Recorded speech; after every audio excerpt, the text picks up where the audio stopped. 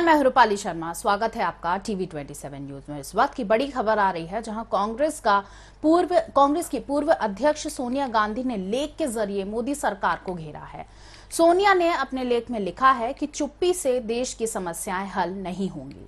विपक्ष को दबाने के लिए केंद्र सरकार सरकारी एजेंसियों का इस्तेमाल कर रही है। सोनिया ने लिखा है कि मोदी सरकार न्यायपालिका के भरोसे को कमजोर कर रही है। सोनिया ने अपने लेख पांच बड़े आरोप मोदी सरकार पर लगाए हैं। सोनिया ने अपने लेख में महंगाई, बेरोजगारी और किसानों के मुद्दे पर भी मोदी सरकार पर हमला किया।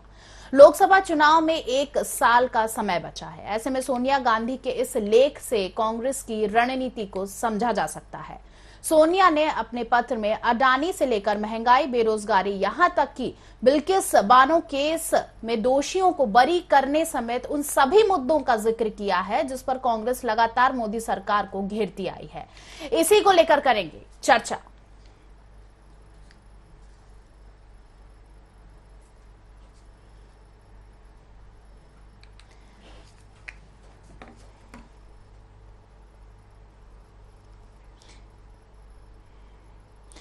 कांग्रेस पार्लियामेंट्री कमेटी के अध्यक्ष सोनिया गांधी ने मंगलवार को पीएम मोदी और उनकी सरकार को लेकर अपनी राय दी है।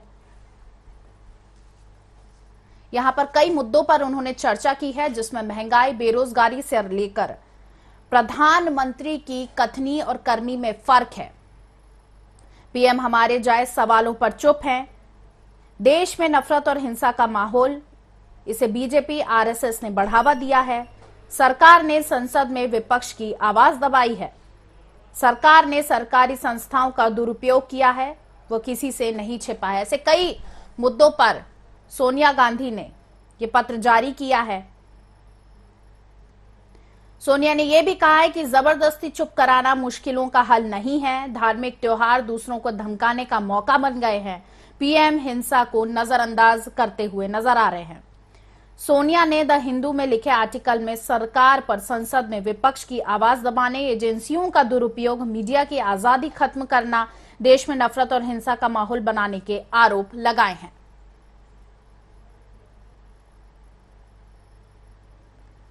आपको बता दें, सोनिया ने यह आर्टिकल जारी किया है जिसमें अलग अलग मुद्दों पर चर्चा की है,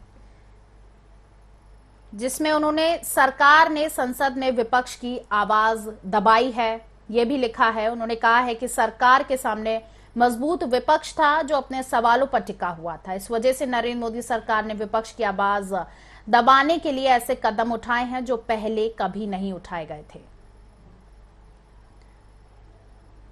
उन्होंने ये भी कहा है कि लोगों के 45 लाख करोड़ रुपए का बजट बिना किसी चर्चा के ही पास हो गया, बल्कि प्रधानमंत्री उस वक्त अपने संसदीय क्षेत्र में प्रोजेक्ट्स का उद्घाटन करने में व्यस्त थे। सरकार ने सरकारी संस्थाओं का दुरुपयोग किया है, वह भी किसी से नहीं छुपा। सोनिया गांधी ने यह भी अपने आर्टिकल में लिखा है। राष्ट्रीय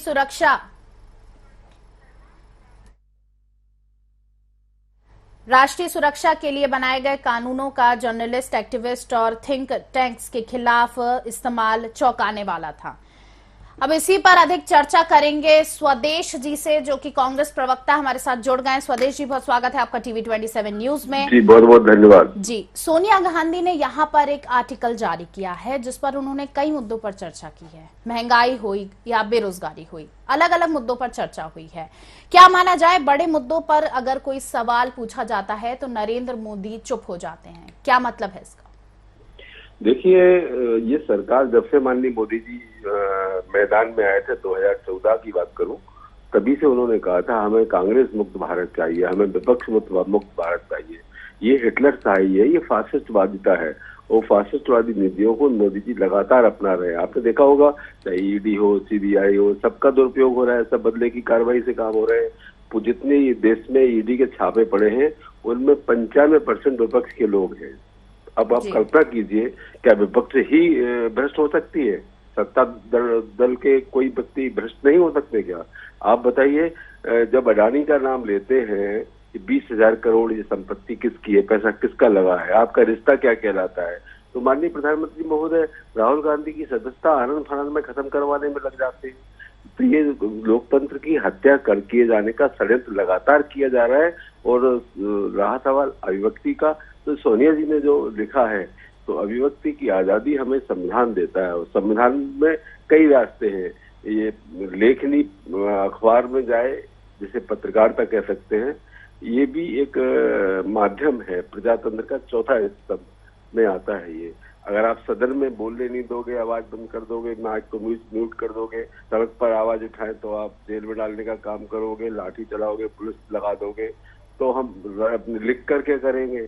कुल मिलाकर के ये संवैधानिक एक अधिकार है। और रहा सवाल मुद्दों का, तो देश मुद्दों से ही आगे बढ़ता है। अब मुद्दे ही नहीं उठाने दोगे आप, तो उनमें सुधार कैसे होगा।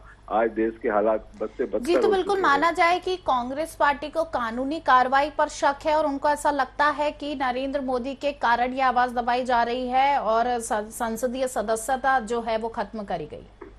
देखिए, मैं बेसिकली डिस्ट्रिक्ट भिंड से आता हूँ, और मैंने देखा है कि 302 का अपराधी, और उस पर निचली अदालत में मुकदमा दर्ज हो जाता है, वो सजा हो जाती है उसे, तो उसे हाईकोर्ट जाने का अवसर देती है कोर्ट। हाई कोर्ट में अगर सजा सुनाई जाए तो उसको सुप्रीम कोर्ट जाने का अवसर देती है, और हाई कोर्ट सुप्रीम कोर्ट में भी अगर कोई गड़बड़ी हो जाए तो सुप्रीम कोर्ट यहाँ तक कि महामहिम राष्ट्रपति तक जाने के लिए समय देती है।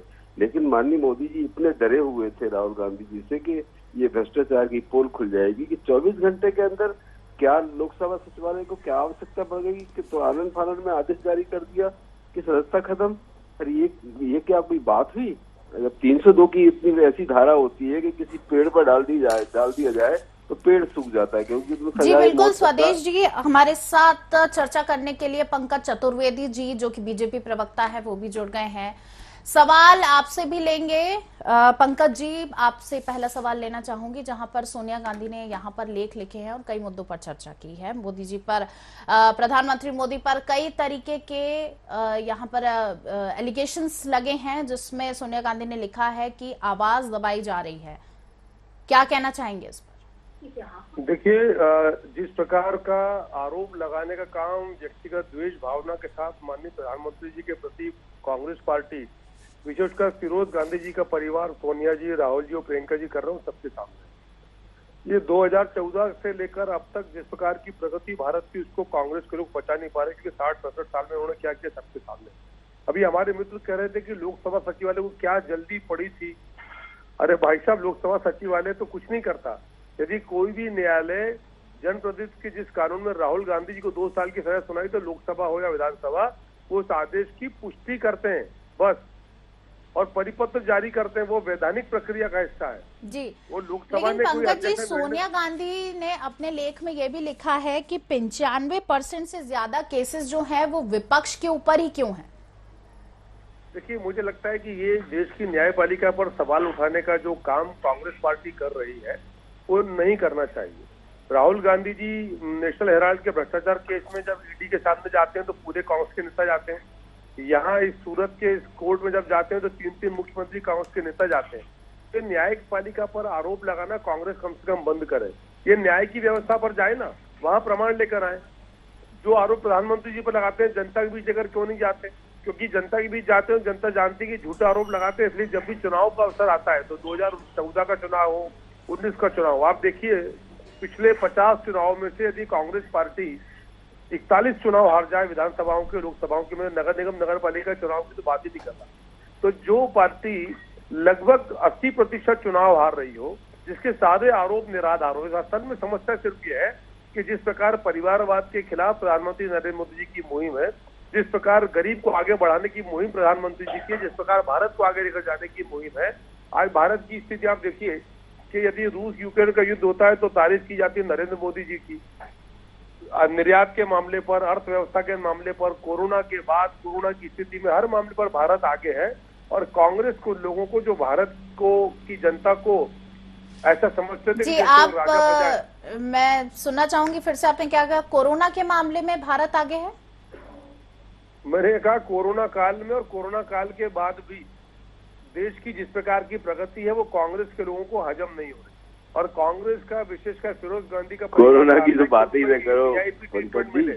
तो ये सब जो बयान आते हैं, कथन आते हैं, आरोप लगाते हैं, ये सोनिया जी और उनकी पार्टी की हताशा और निराशा का परिचायक है। स्वदेश जी, आपको मौका देना चाहेंगे इस पर जवाब देने के लिए, जो कि पंकज जी ने यहाँ पर कहा है कि कांग्रेस पार्टी जो है वो 80% से ज्यादा जो है चुनाव हार चुकी है, उनका कहीं पर भी कुछ नहीं है और इसीलिए यहाँ पर वो फॉल्स एलिगेशंस लगा रहे हैं बीजेपी देखिए, के। परिवर्तन प्रकृति का नियम है और हार जीत लोकतंत्र में होती रहती है। भारतीय जनता पार्टी वो वक्त था कि 2 सीटें ही थी पूरे देश में, कुछ था ही नहीं। ये लगातार लड़ते रहे, लगातार हारते रहे। कांग्रेस हमेशा सरकारें बनाती रही, बावजूद इसके हमने कभी इनको ऐसे नहीं कोसा, न इनकी काउंटिंग की कि भाई तुम इतनी सीटें हार गए हो। अरे हार गए, हार जीत लगी रहती है, ये लोकतंत्र है। लेकिन हाँ, ये जरूर कहूंगा कि जब से माननीय मोदी जी आए हैं, विपक्ष मुक्त भारत की जब बात करने लगे तो एक विपक्ष को दबाने के लिए, यहाँ तक एक पत्रकार था, मैं बात करता हूँ मुजफ्फरपुर की, वहाँ एक पत्रकार ने एक भाजपा के नेता का केस उजागर कर दिया, उसने छाप दिया अखबार में। तो इन्होंने उस पर 5,000 रुपए का मनी लॉन्ड्रिंग का केस लगा दिया। 5,000 की मनी लॉन्ड्रिंग होगी कहीं? 5,000 रुपए का मात्र लगा दिया और उसको 28 महीने के लिए जेल में डाल दिया। तो ये विपक्ष की आवाज को ही नहीं दबाना चाहते, प्रजातंत्र के चौथे स्तंभ को भी दबा के रखना चाहते। बिल्कुल स्वदेश जी, आपसे आखिरी सवाल लेना चाहूंगी, जहां पर सोनिया गांधी ने यहाँ पर इल्जाम लगाया है बीजेपी के ऊपर और अपने लेख में उन्होंने नरेंद्र मोदी को लिखा है कि धार्मिक त्योहार दूसरों को डराने के लिए हो गए। इसका क्या मतलब है? इसका मतलब ये है कि धार्मिक अगर कोई त्योहार हो तो एक एडवाइजरी जारी कर देता सेंट्रल। अभी आपने देखा होगा, एक जो धार्मिक त्योहार था हमारी मध्य प्रदेश की मैं बात करूं तो उसमें एक एडवाइजरी जारी हो गई।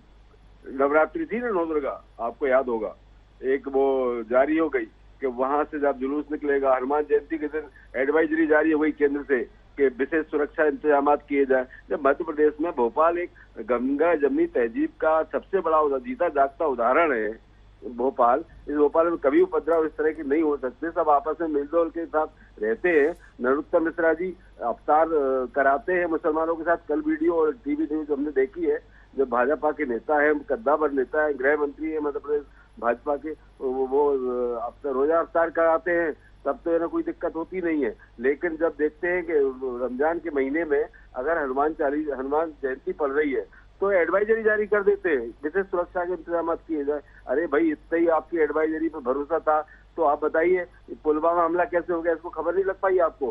खरगोन में उपद्रव कैसे हो गया, आपको खबर नहीं लग पाई? जी बिल्कुल। पठानकोट में हमला कैसे हो गया, आपको खबर नहीं लग पाई? अधिक चर्चा फिर से करेंगे आपसे। स्वदेश जी, बहुत धन्यवाद हमारे साथ जुड़ने के लिए। अब हमारे साथ कांग्रेस से प्रवक्ता आनंद तारंग जी जुड़ गए हैं। बहुत स्वागत है आपका टीवी 27 न्यूज में। आनंद जी, आनंद जी, पहला सवाल आपसे ही लूंगी। सोनिया ने अपने लेख में महंगाई, बेरोजगारी, किसानों के मुद्दों पर और कई मुद्दों पर चर्चा की है।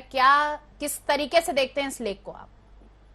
देखिए, देश में चारों ओर अराजकता है, मध्य प्रदेश में तो है ही है, लेकिन पूरे देश में अराजकता का माहौल कर दिया आदरणीय मोदी सरकार ने।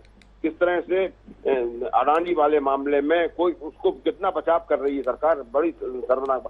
भाई, अगर आप बहुत ईमानदारी से काम करना चाहते हो, ना खाऊंगा ना खाऊंगा की बात करते हो, तो भैया फिर क्यों जेपीसी के कर मांग कर रहे हैं, पूरे सांसद मांग कर रहा है, पूरा विपक्ष मांग कर रहा है, तो क्यों नहीं उस बात को मान लेते और उस पर जांच बिठा देते?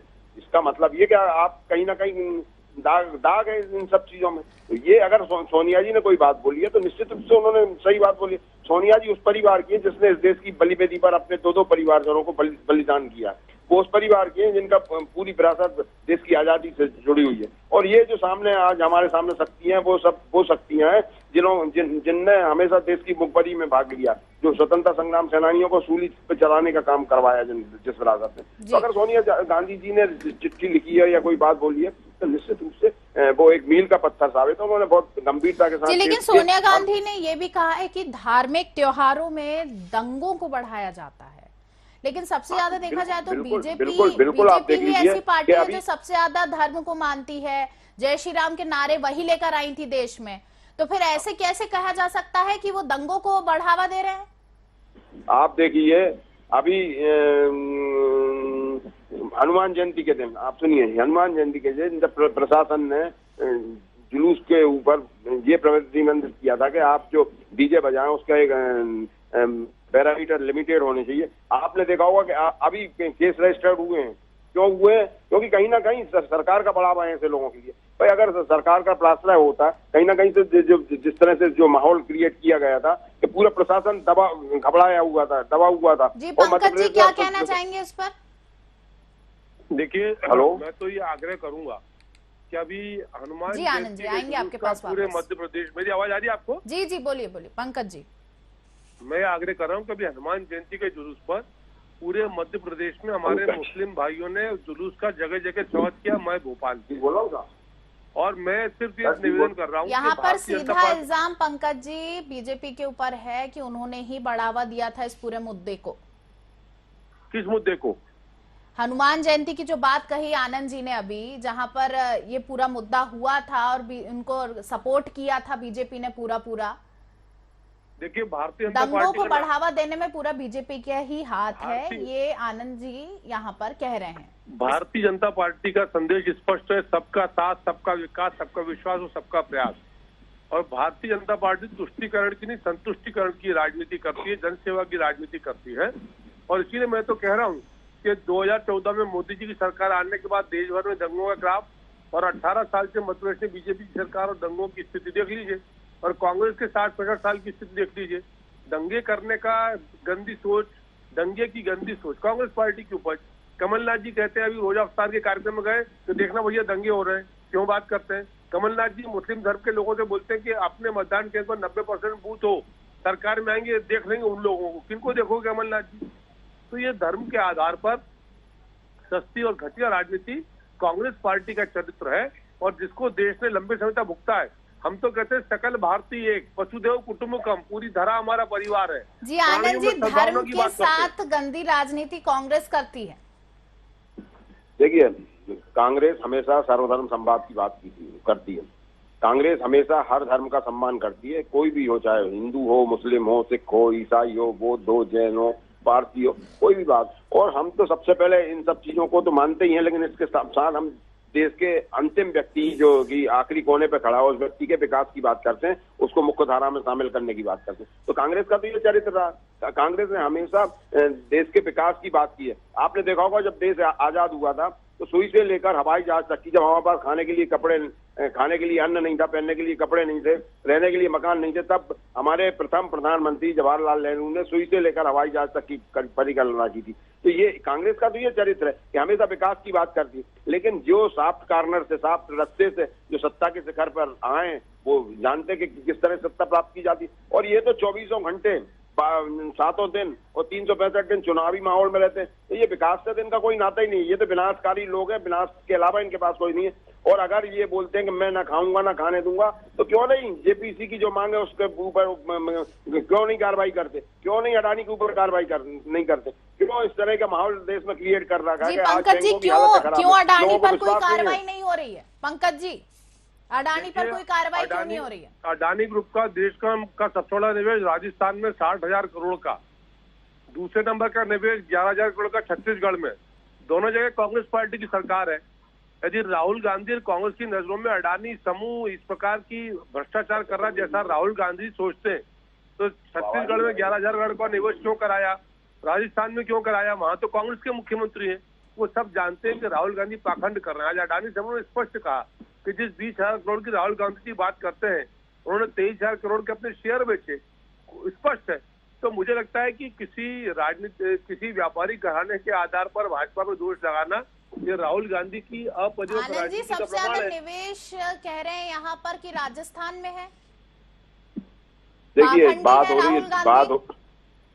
हो रही है देश की, बात हो रही है। राजस्थान में सबसे अच्छा शासन चल रहा है। हमारे आदरणीय अशोक गहलोत जी सर्वश्रेष्ठ मुख्यमंत्री के रूप में हैं और बहुत अच्छी तरह से शासन प्रशासन को चला रहे हैं। और निश्चित रूप से आने वाली राजस्थान की सरकार भी कांग्रेस की बनेगी, मध्य प्रदेश की सरकार भी कांग्रेस की बनेगी। और मध्य प्रदेश में भारतीय जनता पार्टी को 60 सीटें मिलेंगी। उसमें आप +10 कर लें या -10 कर लें, लेकिन इससे ज्यादा सीटें भारतीय जनता पार्टी को नहीं मिलने वाली। और छत्तीसगढ़ में भी कांग्रेस की सरकार बनेगी, और अभी जो चुनाव हो रहे हैं वहां पर भी कांग्रेस की सरकार बनेगी। तो निश्चित रूप से भारतीय जनता पार्टी की पूरे देश से धीरे धीरे चली की बेला है। और 2024 आदरणीय नरेंद्र मोदी को जाना होगा और विपक्ष को सत्ता में आना होगा। आदरणीय राहुल जी इस देश के प्रधानमंत्री बनेंगे, जिनके ऊपर लगातार जिनके सम्मान को नष्ट करने के लिए, जिनके चरित्र हनन करने के लिए करोड़ों अरबों संख्यों रुपए भारतीय जनता पार्टी ने बर्बाद किए। निश्चित रूप से आज जो भारत जोड़ो यात्रा है उसके माध्यम से पूरे देश की जनता ने समझ लिया कि राहुल गांधी किस तरह के व्यक्ति हैं। उन्होंने नेक टू नेक एक व्यक्ति से चर्चा करके और जो चर्चा की है तो उससे लोगों को उनके प्रति जो जी आनंद जी, फिर से मैं आऊंगी आपके पास सवाल लेकर। जी आनंद जी, मैं पंकज जी से सवाल पूछना चाहूंगी, जहां पर सोनिया गांधी ने अपने पत्र में ये भी लिखा है कि किसानों की आय 2022 तक दोगुनी नहीं हुई, लेकिन प्रधानमंत्री नरेंद्र मोदी ने कहा था कि इस किसानों की आय दोगुनी होगी। देखिए, मध्य प्रदेश और देश में किसानों की आय जो थी 1.5 गुनी करने के लिए सरकार ने एमएसपी में वृद्धि करी है। 2014 से लेकर अब 2024 को हम आने वाले हैं, लगभग 800 से 1000 रुपए प्रति क्विंटल की मूल्य की वृद्धि करी गई है। ये आय में वृद्धि का समान है। किसान सम्मान निधि प्रारंभ की गई है। किसानों को यूरिया और बाकी उर्वरकों पर सब्सिडी जारी है। नीम कोटेड यूरिया की बात करी है। कृषि उपकरणों पर जीएसटी कम किया है। ये सब वही तो साधन संसाधन है। अब हम जैविक खेती की बात कर रहे हैं, हम मोटे अनाज की खेती की बात करें कि जहाँ पानी कम, लागत कम, आमदनी ज्यादा, तो बहुत सारे बिंदु पर काम कर रहे हैं। और जिस प्रकार गर्त में कांग्रेस पार्टी ने देश की खेती किसानी को डाला था, आज बीजेपी की सरकार, मोदी सरकार उसको आगे लेकर आई। मैंने ये जो आपसे आग्रह किया जी कि कांग्रेस के लोग आरोप लगाने के विशेषज्ञ हैं, और जनता की अदालत में जब चुनाव का अवसर होता है तो जनता जानती है कि ये झूठे आरोप लगाते हैं। 60 साल 65 साल इनको जनता ने सेवा करने का अवसर दिया, पर ये सेवक की बजाय स्वामी बन गए और कैसी लूट खसोट करी हम सब जानते हैं। राहुल गांधी के पास कहते हैं कि घर नहीं है। अरे भाई साहब, 3 घर, मम्मी का घर अलग, दीदी का घर अलग, भैया घर अलग, उसी दिल्ली में। और ये समझ नहीं आया कि माँ अलग रहती है, बेटे अलग रहते हैं। कौन सा काम कांग्रेस के लोग करते हैं, हम ये जानना चाहते हैं। जी आनंद जी, आवाज तो आती नहीं उनकी, क्या बोल रहे हैं बताइए। उनका यही कहना है कि राहुल गांधी ही पाखंड हैं। राहुल गांधी के पास कहाँ नहीं है घर रहने के लिए, उनके पास इतने सारे घर हैं।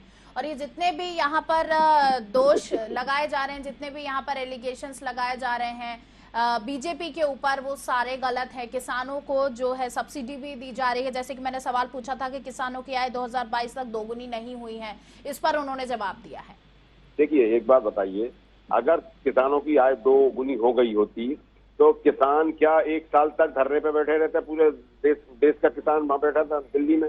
तो और हमारे प्रधानमंत्री जी को, जो हमारा अन्नदाता है, जो कि हमारा 85% देश की जनसंख्या ग्रामीण में रहती है, उन किसानों से बात करने की फुर्सत नहीं है।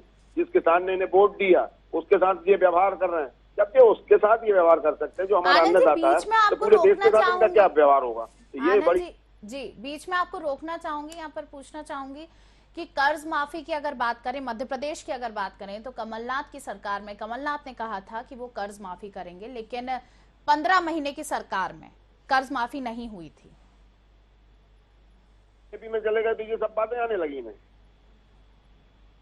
जी हेलो, जी आनंद जी, आज ये इस तरह की बातें कर रहे हैं तो निश्चित रूप से कांग्रेस जो कहती है वो करती है। अगर हमने किसानों के कर्जे की माफ की है तो हमने 55 लाख किसानों के कर्जे की माफ की थी, 27 लाख किसानों को हम कर्जा माफ कर गए थे, और भारतीय जनता पार्टी की जड़ें हिल गई थी। इनको ऊपर से नीचे तक के नेताओं के तकलीफ हो गई थी कि ऐसा नहीं हो कमलनाथ जी कोई ऐसा काम कर दे कि हमारी सरकार, चाहे दिल्ली की सरकार हो, कब बहुत बहुत धन्यवाद आनंद जी, पंकज जी और करेंगे हम चर्चा, फिलहाल के लिए इतना ही है।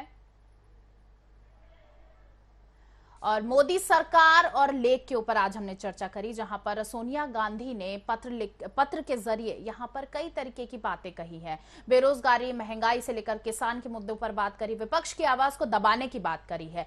अब देखते हैं कि क्या ये पत्र जो है विधानसभा चुनाव 2024 में कुछ असर दिखाएगा। बहुत धन्यवाद आपका। देखते रहिए TV 27 न्यूज।